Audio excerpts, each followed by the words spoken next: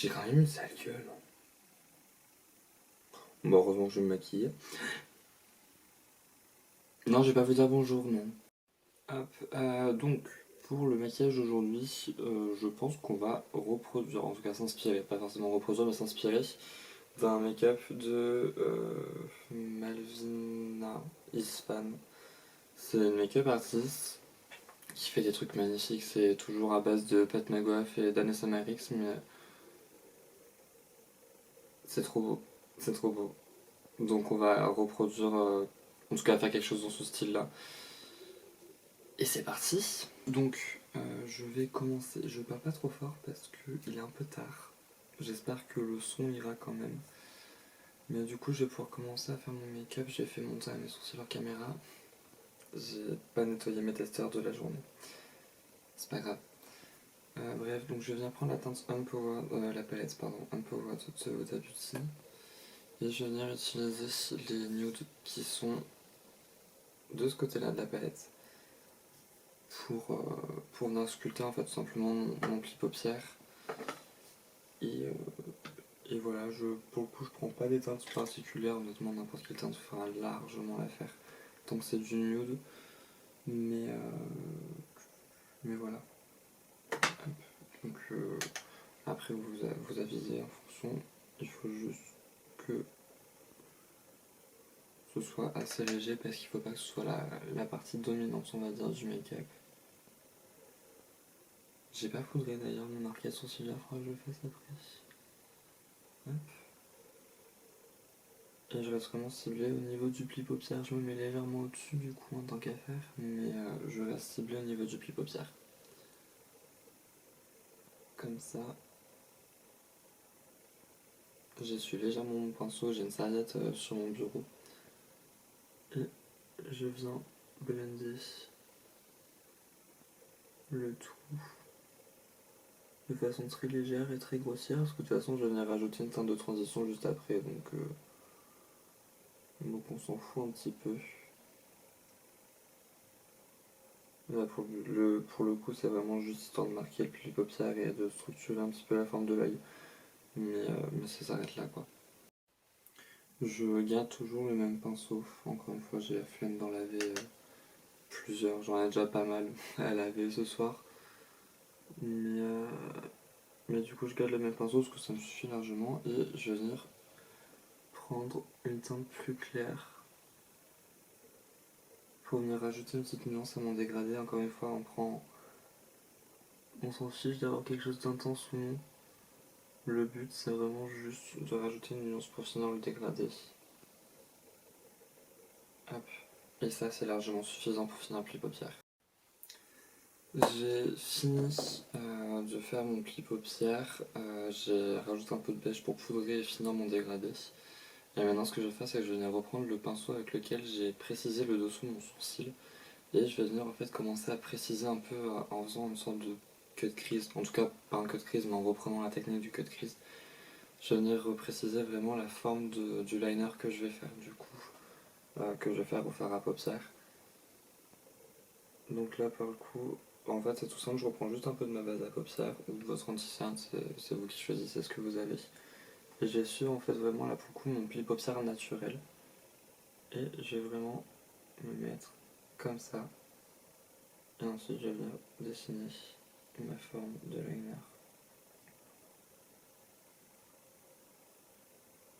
Le but, c'est pas que ce soit non plus hyper précis, etc. C'est juste histoire vraiment de préciser rapidement la forme pour qu'ensuite on puisse avoir une meilleure base pour appliquer le fard. Donc vous n'êtes pas obligé d'être précis, il faut juste que ce soit un minimum déterminé, mais ça se fait très facilement. Et ensuite, je viens faire la même chose dans mon coin interne. Je vais pas forcément relier les deux, parce qu'on s'en fout. Je vais juste rapidement venir rajouter de la base sur l'intérieur de ma forme.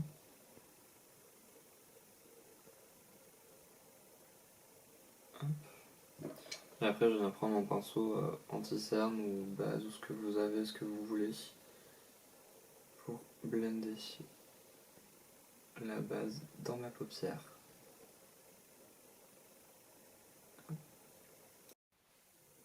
une fois que j'ai fini de repréciser ma forme, vous voyez, c'est subtil, hein, c'est léger.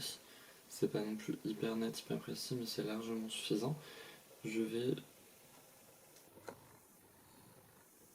Là, c'est bien. Je vais venir prendre la palette The Morphe en collaboration avec Nian. Et je vais venir prendre un fard bleu. Je pense que ce sera atteinte par le duc, qui est ce bleu-ci, dans lequel j'ai failli foutre mon doigt.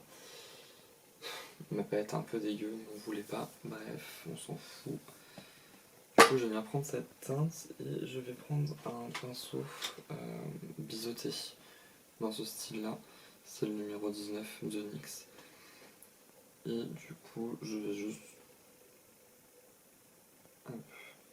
tracer une forme de liner qui va remonter un petit peu là où je m'étais arrêté avec ma base.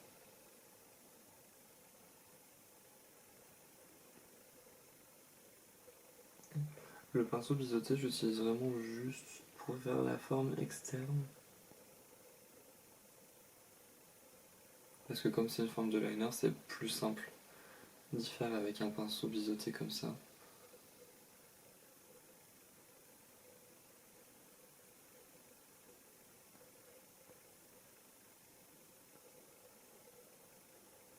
Pour faire la pointe, très important, pour garder une certaine précision, une certaine finesse, je n'appuie pas sur mon pinceau. Vraiment, j'effleure et j'utilise vraiment juste la pointe du pinceau en question, du coup.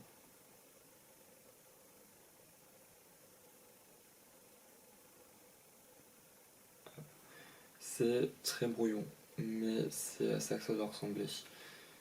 Je vais faire la même chose de l'autre côté, je vais rajouter du fard à paupières du coup dans la forme pour faire mon liner et on se reprend juste après pour le coin interne. J'ai fait du coup mon liner sur les coins externes, je vais pouvoir passer au coin interne et pour ça je vais juste prendre mon pinceau plat, c'est celui avec lequel j'ai appliqué ma matière au niveau de mon liner. Je garde toujours ma même teinte de bleu et j'ai juste en fait déposé la matière à ce niveau là, tout simplement, et je m'arrête à peu près au 1/3 de mon œil. Donc vraiment, on va dire à peu près au niveau où ma pupille commence, mon iris, je ne sais plus, il est tard. Mais vous avez compris le concept. Donc vous fermez votre bouche et vous appliquez votre matière. S'il vous plaît. Parce qu'ici on est poli. Et typiquement ça c'est le genre de choses que vous évitez de faire. Mais c'est pas grave, ça se corrige. Ce make-up il est vraiment facile à faire pour le coup. Enfin, même si vous n'avez pas l'habitude de vous maquiller, ça se fait assez facilement. Donc l'avantage c'est que vous serez pas là en train de dire oui c'est trop compliqué. Je suis venu rapidement fondre un petit peu la matière au niveau de mon pli paupière, de ma paupière mobile pardon, pour l'intégrer un petit peu dans ma base et j'ai pris un fard beige top quelconque que j'ai utilisé pour poudrer du coup mon arcade sourcilière. Et maintenant on va pouvoir passer au ras de cils, donc je vais garder mon pinceau plat. Oui c'est bien mon pinceau. Je vais garder mon pinceau plat, je vais garder le même bleu du coup et je vais venir tracer une ligne au niveau de mon coin interne qui va partir à peu près comme ça, si j'arrive à la faire. En fait, vraiment en décroché par rapport au liner qu'il y a sur la paupière supérieure. Et je m'arrête à peu près à la même distance. Ça me paraît plutôt raisonnable. Tac. Et ensuite, je viens tracer mon ras de cils. Là, pour le coup, pour le ras de cils, je veux une forme qui soit quand même assez nette.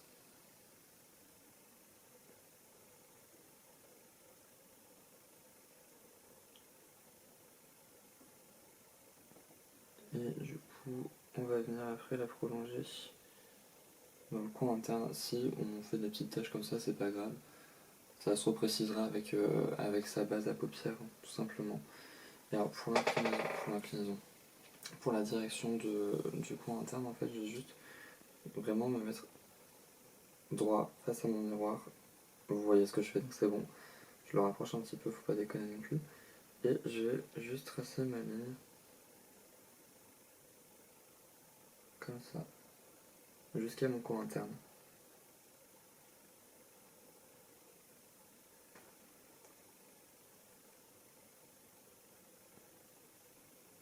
Encore une fois, pour les extrémités, je n'appuie pas, en tout cas peu, sur mon pinceau. Ça donne ça de façon très brouillon. Je vais bien faire la même chose de l'autre côté, repréciser un petit peu la forme. Et voilà. Bon, in fine, je me suis un petit peu emballé. J'ai légèrement épaissi la ligne, je l'ai un petit peu fondu sur le dessous. Et au niveau des fards, du coup, c'est fini. Le make-up, on va s'arrêter là. J'ai pas envie de toucher plus. Donc on va rajouter des paillettes et pour ça j'ai utilisé une des dernières palettes de NYX de la collection de Noël. C'est la Up to Snow Good et on va utiliser la teinte Sleigh Bells qui est le fard bleu qui est juste ici, qui est pailleté, qui est incroyablement beau. Et je vais garder le même pinceau je pense parce que vous connaissez maintenant la flemme hein, tout simplement. Et je vais venir en fait le repasser par-dessus tout mon fard à paupières bleu. Par contre ça fait des chutes. Donc ça fait sans doute mais je viens repasser. Oh putain il est magnifique. Oh, quelle bonne idée j'ai eue. En plus il est assez crémeux, donc il est quand même assez intense. Ah, j'adore. Oh c'est beau. Mais cette palette de toute façon incroyable, genre avec des teintes froides comme ça, j'aime beaucoup beaucoup beaucoup.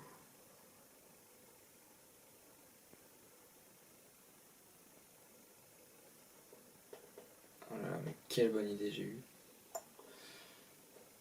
Je vais juste du coup finir de tout mettre sur mes formes bleues et je vous reprends une fois que j'aurai fini ça, mascara, liner, fossile. Donc on se retrouve pour les lèvres du coup. J'ai fini de faire mes yeux du coup très rapidement.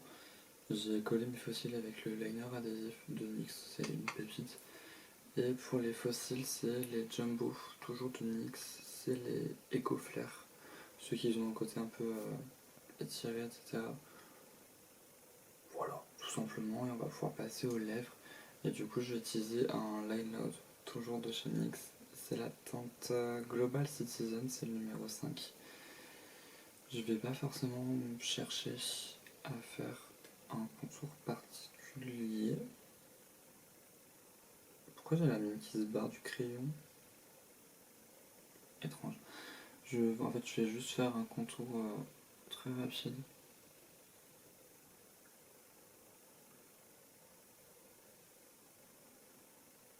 Histoire de marquer les lèvres, mais que ça reste discret quand même.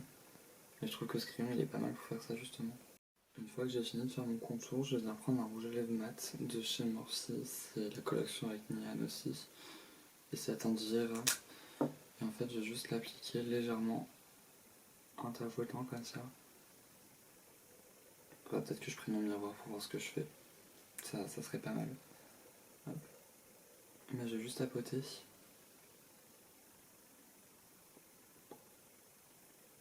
Hop, histoire de légèrement faire roser les lèvres. Et le look est terminé.